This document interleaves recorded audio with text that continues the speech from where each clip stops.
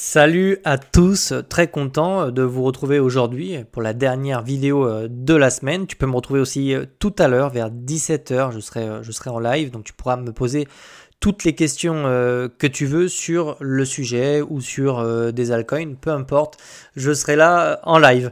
On va aujourd'hui donc parler de Bitcoin, on va regarder un petit peu ce qui se passe en cette fin de semaine. On est sur des niveaux qui sont extrêmement critiques, hein, des niveaux qui sont vraiment très importants. Donc tu vois, je vais te le tracer ici, mais on a une espèce d'oblique comme ça qui sert de résistance. On est littéralement sur les niveaux, sur le haut de cette oblique, alors qu'on a vraiment cette divergence qui est baissière. Donc, ça ne veut pas dire qu'on ne va pas la casser, mais ça veut dire que quand même, on a quand même des difficultés ici à reprendre du momentum, à venir s'affranchir de ces niveaux-là. Hein, on fera l'analyse technique tout à l'heure dans des petits intervalles de temps pour vraiment décortiquer tout ce qui se passe à l'intérieur de ce niveau-là.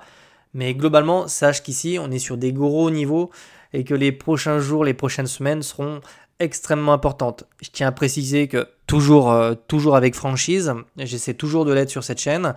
On est dans une temporalité et une saisonnalité qui fait que, voilà, à partir du 10 juillet, 12 juillet, on a très souvent des corrections, on a très souvent des consolidations. Donc on arrive aussi sur une saisonnalité qui fait que, personnellement, je ne suis pas spécialement confiant sur ces niveaux-là. On peut les casser et on peut aller chercher 130 000, hein, probablement, c'est ce que tu dois lire un petit peu de partout. Moi, j'émets une petite un peu de réserve sur ces niveaux-là. Bien qu'on ait quand même des inflows, etc., et que tout aille pour le mieux. Voilà, tu connais mon avis. Ça va être très très important en fait de voir ce que va faire Bitcoin en fait au-dessus des 110 000 et on va aborder ça en fait tout de suite. Je vais descendre dans les intervalles de temps. Alors là, on va virer la trend, on va regarder un petit peu ce qui se passe sur ces niveaux-là. Hein. On ira voir les poches de liquidité, les niveaux en fait de premier ordre, et ça, je vais l'aborder tout de suite. On va très rapidement reprendre un petit peu le fil de l'eau pour que tu puisses savoir un petit peu où on habite, pour que tu puisses vraiment comprendre ce que je t'explique là. Ici, on avait ce qu'on appelle un biseau ascendant. Donc les biseaux ascendants, ce sont des fortes tendances haussières. En général, elles se terminent par la cassure de la trend du bas. Donc on sait qu'en fait la trend n'est plus haussière. On passe à minima sur une consolidation ou carrément de la correction.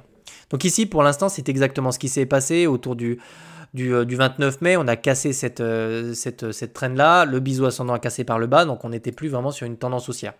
Et aujourd'hui, je te dirais que c'est à peu près la même chose. Je vais la diviser en deux, cette analyse technique. Déjà, je vais tracer ça. On va prendre la trend ici. On est toujours coincé entre cette borne-là. Alors, je vais te mettre ça en pointillé. On va mettre ça en orange. Je vais, mettre ça là-haut. Donc, ce range est toujours valide pour moi. Donc, on a des réintégrations par le haut, des réintégrations par le bas. Mais je vais également te parler des autres patterns qu'on peut observer en fait à l'intérieur de ces structures. Donc on va passer en ligne, voilà, c'est parfait. Donc ici, ce qu'il faut vraiment regarder à l'intérieur de... Donc ça, c'est un range pour moi. C'est-à-dire qu'on a des fortes probabilités en fait de ravaler le bas des mèches en fait sur le bas du range. Et on a de fortes chances de se faire rejeter sur le haut du range. En fait, sur ces niveaux-là, pour être clair avec toi, il y a des intérêts vendeurs qui sont assez forts. Même si on a des inflows, même si on a du momentum, etc., il y a quand même de fortes chances en fait qu'ici on puisse dans un premier temps avoir un peu de rejet. Donc franchement, je serais le premier content à te dire on casse ça par le haut, on va chercher 130 000 et peut-être qu'on le fera. Hein. Mais je m'attends quand même à ce qu'on ait du mal à le faire et qu'on ait du mal à casser ces niveaux-là autour des 110 000 $. Je sais qu'on a pas mal d'intérêt à venir chercher. Tu vois, là, on est vraiment très proche en fait d'une cascade de liquidation. Donc en général, quand on vient taper dedans, on peut avoir une accélération haussière, une espèce de climax. Et ça peut aller jusqu'à, on vise quasiment le sommet qui est ici. Donc globalement, je pense qu'on peut tirer jusqu'à 112 849. Tu pourras observer la précision. Donc en gros, c'est 112 849. Ouais, ce serait par ici. Voilà, là, on a des grosses zones vendeurs. Donc moi, ce qui va m'intéresser, parce que tu sais que nous, on fait de l'analyse technique, on ne voit pas l'avenir, j'ai vraiment envie de regarder ce qui va se passer dans cette localisation-là. Que va faire le prix? Est-ce qu'il va vraiment accélérer? On va casser ça et on va venir chercher des objectifs qui sont bien plus hauts.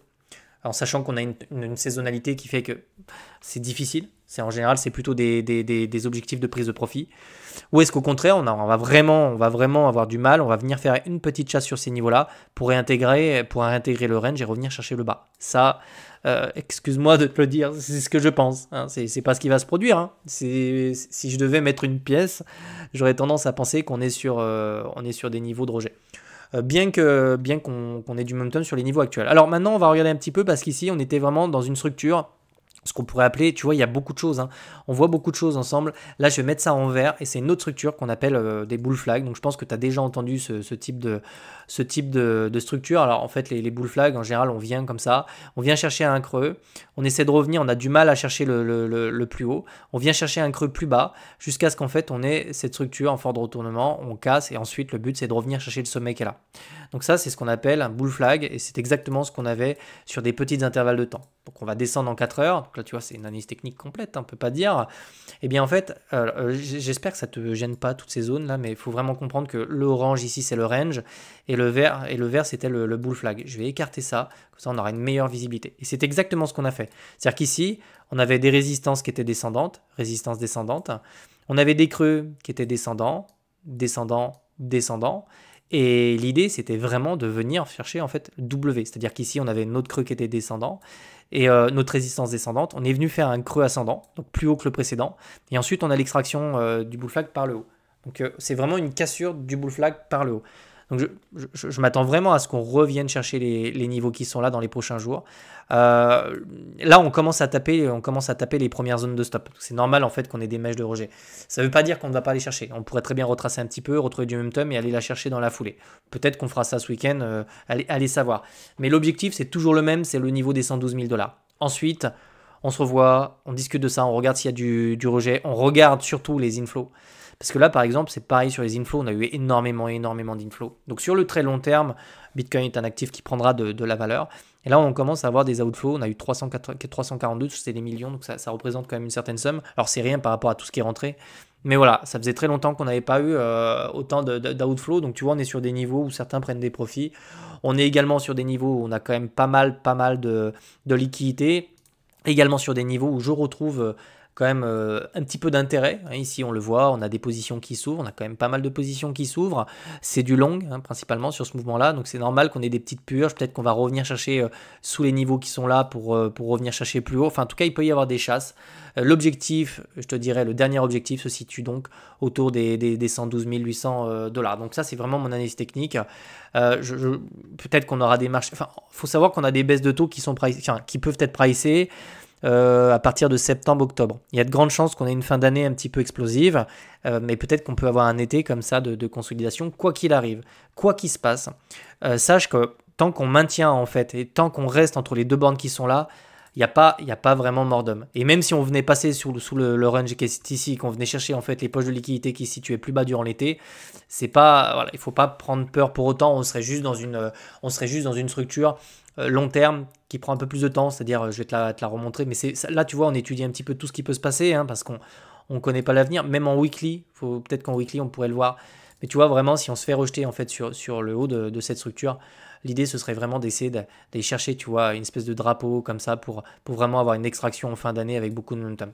Je dis pas qu'on va faire ça, là tu vois on est quand même sur des niveaux qui sont assez élevés, enfin assez élevés en tout cas, on est sur MACD qui nous montre qu'on est bien sur une tendance haussière. Donc voilà, je pense qu'on a vraiment fait le tour. Je pense dans la vidéo du jour, si tu veux, on pourra aborder Ethereum, on pourra aborder le Total 3, il y a beaucoup de choses, c'est intéressant. Tu vois, ça c'est l'analyse technique que je t'ai faite hier. Donc on pourra aborder tout ça si tu le veux. Garde toujours en tête la saisonnalité, les statistiques et les probabilités. Pareil, on enchaîne des sommets on enchaîne vraiment des sommets ici sur les indices, avec une espèce de climax qui se fait vraiment sur une divergence. Donc là, pareil. Personnellement, je vais attendre la résolution de cette divergence pour éventuellement me repositionner, idéalement peut-être courant août, peut-être début septembre. Il y a des chances qu'on ait quand même un petit retracement de ce mouvement-là sur les indices. Voilà, je te souhaite de passer une excellente journée. Je te retrouve tout à l'heure sur YouTube pour qu'on puisse aborder tout ça ensemble. Allez, ciao.